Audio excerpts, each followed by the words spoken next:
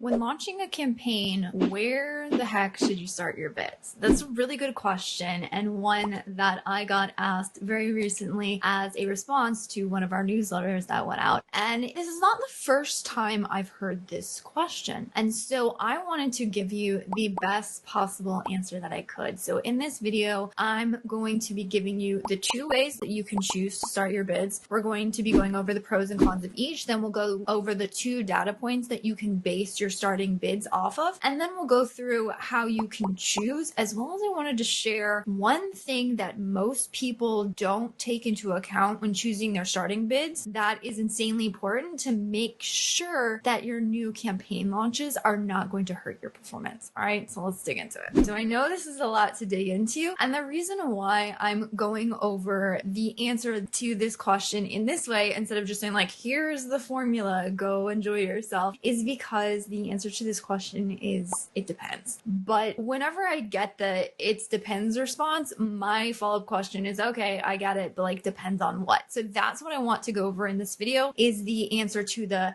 depends on what question. So as I teased in the beginning, there's actually two ways you can go about starting your bids. Now this is a little bit on a spectrum, but I want to kind of show you the extremes of it. So the first one is going to be starting your bids low and then working your way up. This has been called the inch up method, or again, just iterative method, or however you want to call it. It's essentially saying like, okay, I don't want to spend too much in the beginning, so I'm going to start low and then work my way up until I start to gain impressions on my target or whatever it is that I've launched in my campaigns. Pro tip on this, when it comes to the inch up method, or I prefer an iterative bid adjustment approach, meaning a lot of bid formulas and ones that we use internally are kind of a variable and it has sort of a percentage attached to it. So like percentage, raise X percent. I find that when I'm trying to gain impressions, I prefer iterative approach, which just means I'm going to raise my bids every so often by X cents. Iterative is, it's like a very defined amount as opposed to a variable. So that's a little pro tip for you, but that's the first way you can do it, right? Start slow, work your way up. What's the second way you can do it? The second way is to start your bids high and then work your way down depending on the performance. So what you would do in these cases, oftentimes it's to hit that top of search placement. Hey, I'm gonna set my bids to whatever it costs me to achieve this sort of placement on the search page, and then depending on what the performance is, if that spend is way too high or if I'm not getting the order volume that I want from that, then I might start lowering my bids. Okay, so that's essentially the two ways to do it. And as I kind of said in the beginning, it's sort of on a spectrum, meaning you could launch it with really low bids and then work your way up. You can launch with moderately low bids and work your way up, or you can launch it with really high bids and work your way down, or maybe somewhere in the middle. So to understand kind of where you should be on this, let's go over the pros and cons.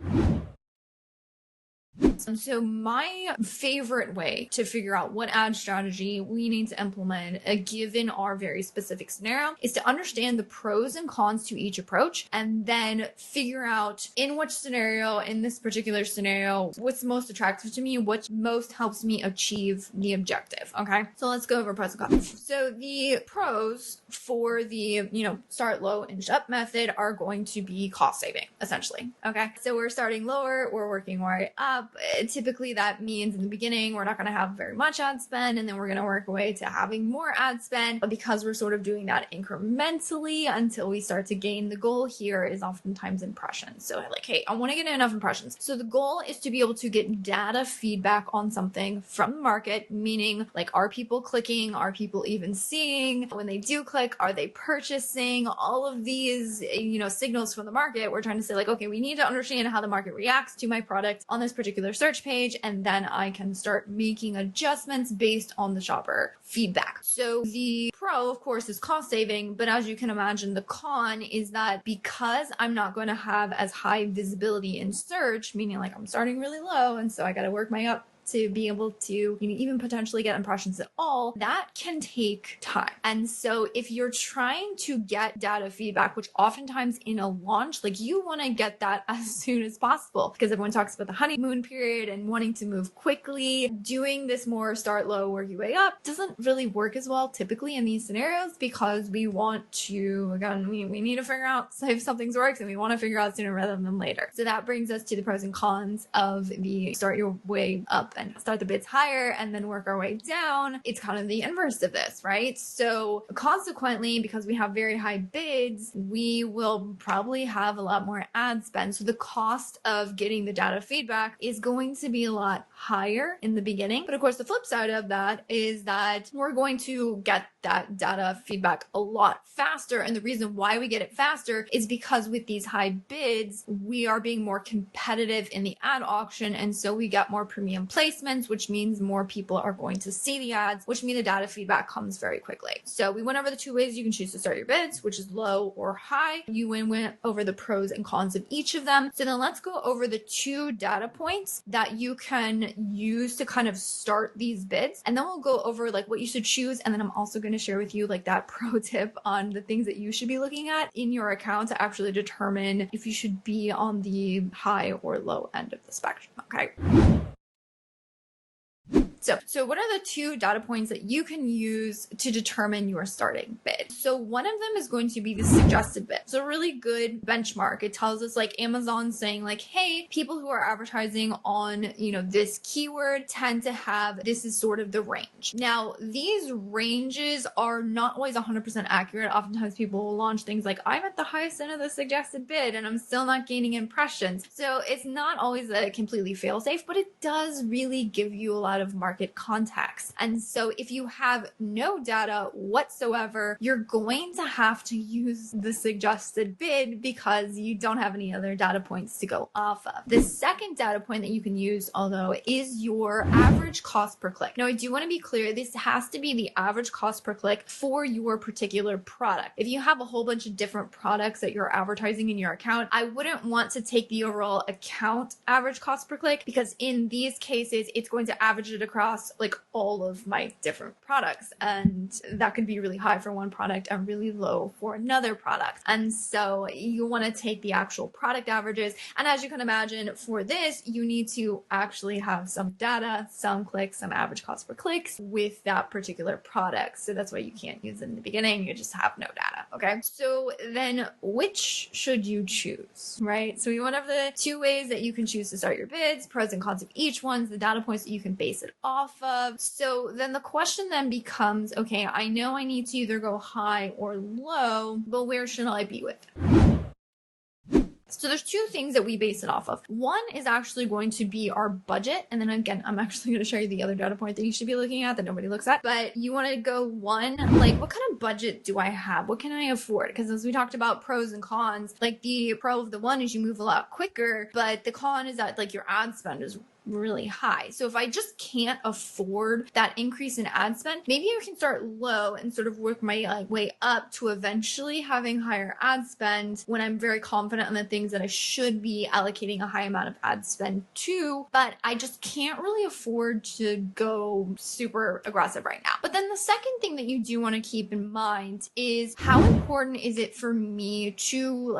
really get data feedback quickly? So an example of this would be if I'm in a launch sequence, right? If I am like, hey, I really need to blow this product up. I have very aggressive sales goals. Well, me taking, 3-4 days because I'm using sort of an inch up method, or I just really haven't set aggressive enough bids, that's not really gonna work for me because I'm trying to get that data feedback super, super fast. So in this case, it makes a lot more sense for me to be more aggressive. Now, this is another point that I want to add in here. When I say aggressive bids or not aggressive bids, where does that fall on the spectrum when it comes to the 2 data points, which is your cost per click and then your suggested bid? So it's essentially where does it fall within, kind of what that recommendation tells you. So for instance, suggested bids, right? I talked about kind of going super low and then maybe somewhere in the middle and then really high. So I would consider a high bid based off of the suggested bid, the highest bid. Typically that's 20% above the highest recommended cost per click. Now, I know a lot of people will use the highest cost per click and be like, oh my gosh, this is I'm not getting an impression whatsoever. Go higher. If you really want to blow this thing up, go higher than that. If you want it to be somewhere in the middle, that might even be on the higher end of the cost per click range, but it could be somewhere in the middle, maybe the average cost per click, and then lower would either be the lowest recommended suggested bid, or it could be even lower than that. So oftentimes when we're launching launching, say, autos or categories or things that we want to make sure that we're maintaining low cost per clicks, what we will do is we might even go lower than the lowest suggested bid. Now, of course, talking about the whole data feedback, we are very much aware that we're probably not going to gain many impressions on this. So we're fine with that because just the way that we're building out the campaigns and the strategies, like we're okay with not having a lot of ad spend here. That's fine. Again, pros and cons, we're weighing them. Okay. So that's kind of how I would look at it when it comes to the suggested bid. What about with the average cost per click? It's the exact same thing, right? So if I wanted to set an aggressive bid, I might look at my average cost per click, and then I would maybe go a little bit higher than that, because most times what happens with the average cost per click, these are very optimized bids. So you should, if you've been running ads for a while, have an optimized cost per click. So maybe to get more aggressive on something, you might have to go a little bit higher. Another thing you might do here is if you have an account that is running that you sort of have an awesome optimized cost per click for, but you've discovered a keyword that you want to be very aggressive with, I might take a look at the highest end of the suggested bid and then take a look at sort of the average cost per click for my product and kind of see like what is the delta between the two to kind of understand, do I need to be somewhere in the middle between these two? It just gives me context. So that might be something else that you do. And then sort of like my general launch strategies might just be like at my average cost per click again for that one specific product. And then also it is very important to take a look at your average cost per click if you're trying to determine low, because a quote low bid is going to be much, much higher in say a supplements product than it is going to be in maybe a household goods product. If my average cost per click for household goods is a 45-cent bid, a low bid for me might be 25 cents. Like even 35 cents wouldn't be a super low bid. Like maybe it's 20 cents would be like a very low bid. However, for supplements, if my average cost per click is $3, then maybe a low bid for me, like an extremely low bid would probably be somewhere around 75 to 80 cents. Like that would be quite a bit lower than my average. And maybe if I wanted a little bit less, you know, somewhere a moderately low bid, that might be even as high as $1. So you can see these things are super relative, but that kind of gives you a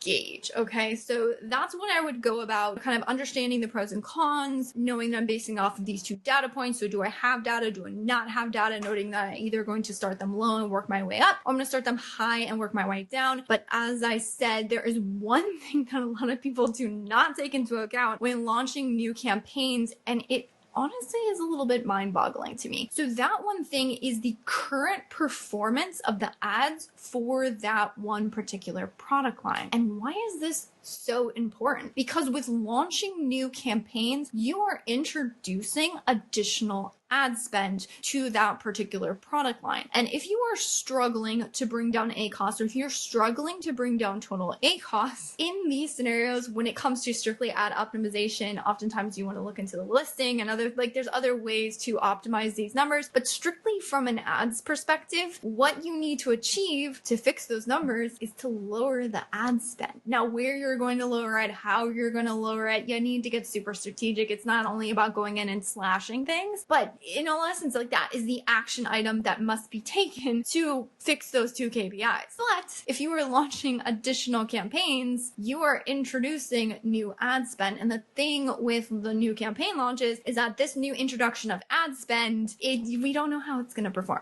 Let's be honest. All of these are tests. Now we are hopefully doing very well, like educated tests to like have a better idea that something is actually going to perform for us. Like we don't want to go out and pick terrible keywords for the products. And if we're also pro tip, if we're basing our new launches off of search term reports, we do have some data to back up what we're doing is the right move. So, you know, that is going to come into play here. But so for context, if I had a product that I was struggling to bring down the ACoS, I was struggling to bring down the target ACoS, and I decided like one issue here is that I really need to help influence better organic rankings, right? So maybe I've identified some keywords that I need to start pushing on. I probably would not go and launch at the high end of the spectrum. And why? It's because of that context that these are things that I'm struggling with. So me introducing a high amount of ad spend initially, I can guarantee you that it's going to increase those ACoS and total ACoS numbers. Now that might be a scenario that we still still are going to have to sort of walk through,